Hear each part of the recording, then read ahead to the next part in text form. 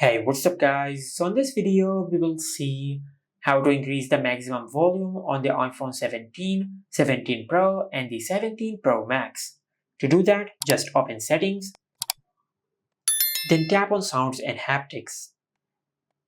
And from here, you will find the option of volume limit. Just tap on it, and from here, you will be able to increase the maximum volume limit using the slider over here.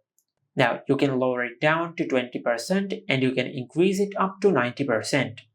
Now, what this option basically does is that it basically sets a limit for how loud your iPhone speakers can play audio such as songs, movies, and other media. But this limit does not affect phone calls or FaceTime calls, emergency alerts, and ringtones, alarms, and other sounds on your iPhone.